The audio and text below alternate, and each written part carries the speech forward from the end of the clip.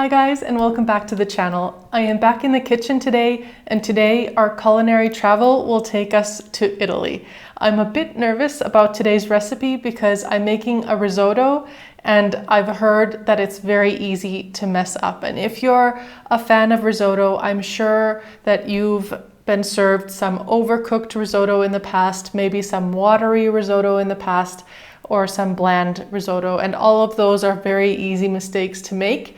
I've actually talked to my current boss who's from Italy, and she even told me that she doesn't make risotto just for that reason, is because it's so tricky. And her husband supposedly makes a very delicious risotto. So let's hope that mine turns out. I have to admit that I've tried it once before here at home with the same ingredients and it turned out wonderful. So I'm hoping that I can repeat that today for you guys.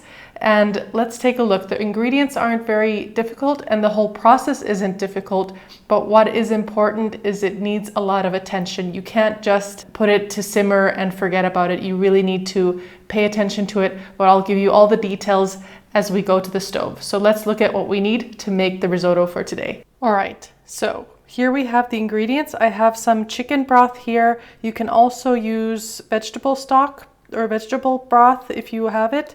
I like to use chicken stock. I think it tastes nice. We have our risotto rice here measured.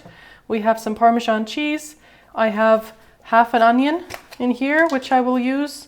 And then I have 2 cloves of garlic. I have butter already melting in the pan and I will add some olive oil to it. And the only last ingredient I will need is a splash of white wine to throw in with the rice before we start adding the broth. Let's get started. I'm gonna get the pan heating while I chop up my onion.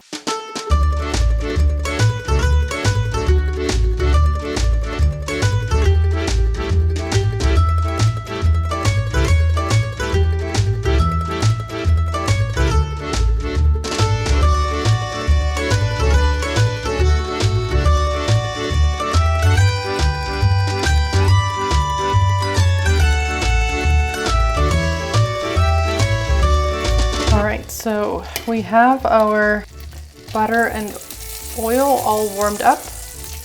And what we want to do first is just to simmer the onions. And once the onions are nice and clear, then we will add our garlic for just a minute before we then add our rice.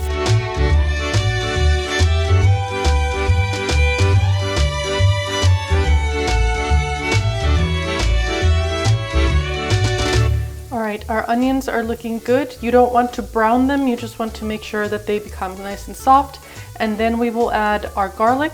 Now, if you're not a huge fan of garlic, you can just add 1 clove. I'm actually making half a portion today. The recipe that I'm gonna include in the comments is for the whole 4 portions, but since it's just me eating today, I'm just splitting the recipe in half.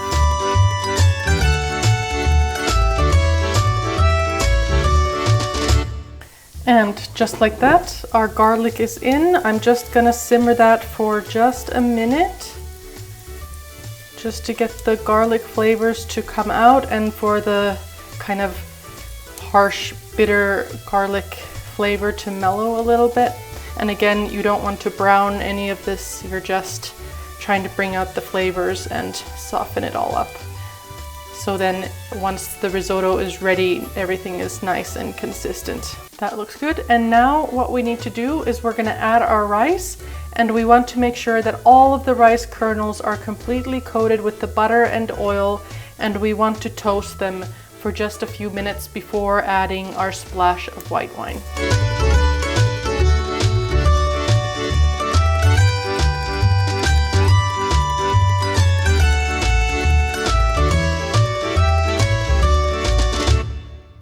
All right, I've lightly toasted the rice, and now we're gonna add a splash of white wine, and we're just gonna let that completely get soaked up into the rice before we continue. So once all of the wine is absorbed, all of the alcohol will have cooked out from the rice, and you will just be left with this beautiful extra layer of flavor into your rice. If you want to, you can skip the white wine, but I wouldn't recommend it because that flavor is just amazing and it's really a staple for Italian cuisine. So you don't want to skip it, but you can if you don't have any white wine on hand, or if you just don't want to use it. All right, all of the wine looks like it's been absorbed into our rice. So now this is the part that I mentioned that you need some patience. So we will start adding the broth little by little, but you don't want to pour in all of the broth and just let the rice cook on its own. You're gonna add it just basically a ladle full at a time, just maybe 1 deciliter at a time, half a cup at a time, and between each addition, you're gonna let all of that moisture get taken up by the rice. And the reason you're gonna do that is to make sure that you're building up all of the starch and the rice is releasing it, so then you really get that creamy risotto finish that you're looking for. And as well, when you're adding it little by little, you can keep a better eye on the rice to make sure that you're not overcooking it. So I might not even use all of the broth. I'm gonna start checking the doneness of the rice about when I'm a little bit over halfway done with my broth. So let's add our first little bit. And as you can see, I didn't add very much at all. And we will just continue doing that over and over until we're almost done with our broth.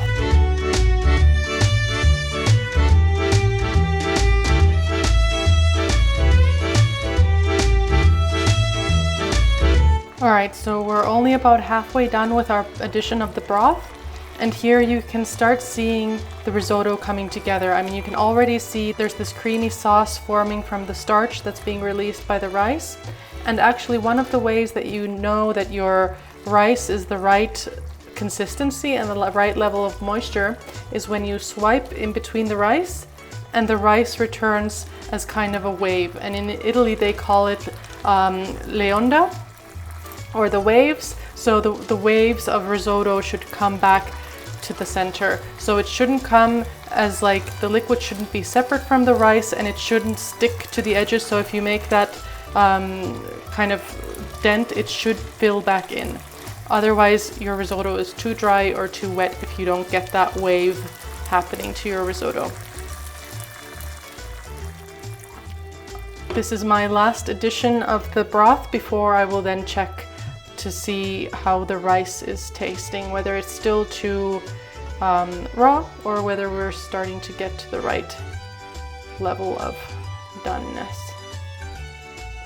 You want risotto rice to be a little bit al dente, so a little bit of a bite when you bite into the rice, but it shouldn't obviously be raw, it shouldn't be crunchy or anything like that, but you don't want it to be overcooked and mushy, because no one likes mushy rice. So here, for example, if we would do the wave test, I mean, you don't get any wave in the middle. Obviously, there's way too much liquid in here, and you will see me doing that repeatedly to see when the consistency is right. And after a while, you get a little bit of an eye for it as well. You can tell when enough of the moisture has left your risotto, leaving the perfect consistency. And I would say this whole broth adding phase should take you, I would say, 20 to 25 minutes, really requiring some patience. I know you will be tempted just to add more of the broth at a time, but believe me, it is worth it to do it patiently. Like I said, then you will end up with this beautiful, creamy, well done risotto that's full of flavor. So here you can see it's still a bit too watery, because when I do this, first you see kind of the water come back to the center and the rice is only coming after. So it's not yet consistent enough. There's still too much moisture in here at this stage to add more broth. But while we wait for the rice to soak up some more of this broth, I'm just gonna test to see how the consistency is. Okay, tasted it, still not done. We will probably be using most of the broth, if not all, but we're getting there, slowly but surely.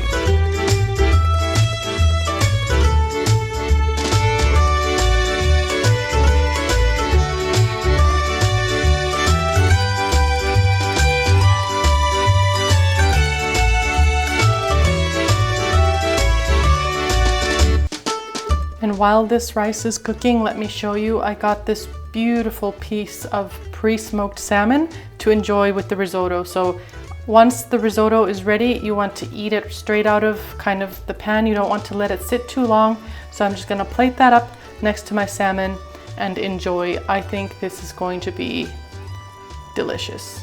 Beautiful piece of salmon. All right, just gave it another taste test. It's almost there. I think after we add this last little bit of broth, it will be perfect.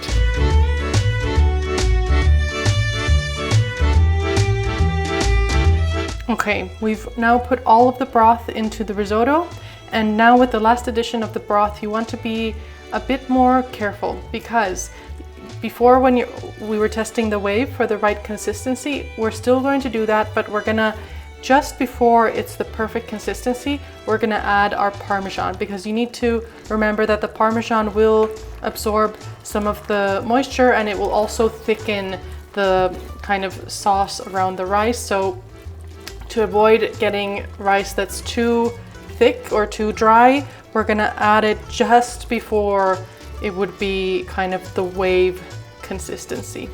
And I would say we're very close to being there. And then once you add the cheese and you see how it all forms together, you can still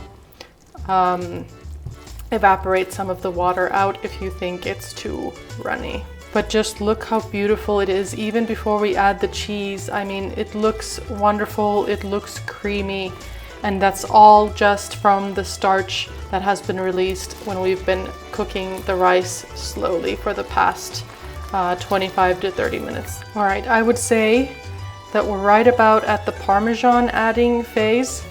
Still too runny without the cheese, but as we add it in and mix it all together, I would imagine that we will have a beautiful result with our risotto. Just look at that. It came together beautifully, and let's do the test. Voila. Beautiful wave of risotto. I would say the consistency is just perfect. I'm gonna turn off my heat here and just make sure everything is well incorporated. Beautiful. And now the only thing to do is to plate it up, and I will do a taste test for you guys.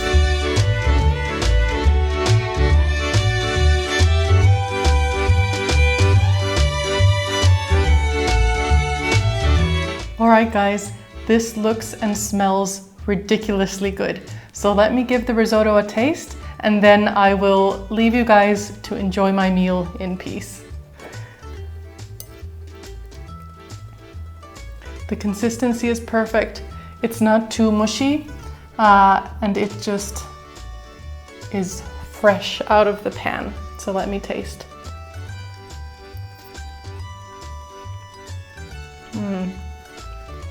It is so good. You can taste that white wine that we added in the beginning, and you can taste the beautiful broth that we mixed into it. The rice is the perfect consistency, a little bit of al dente, so you get a little bit of bite out of the rice, but it's not crunchy by any means. It is done to the perfect consistency. It is creamy and cheesy and beautiful. Just amazing. I really highly recommend you to try it, even though it is a bit of like a high maintenance food. You really have to stand there next to the pan for the 25 minutes, 30 minutes that you're mixing in the broth. But at the same time, when you're doing that, you can cook some chicken or some pork. In this case, I had the pre-cooked fish. So you can prepare whatever protein you want together with your risotto while you're sitting there and watching the pan and stirring it. So try it out for yourself. See if you can get the perfect risotto wave, and I will see you guys on the channel next time. Bye guys.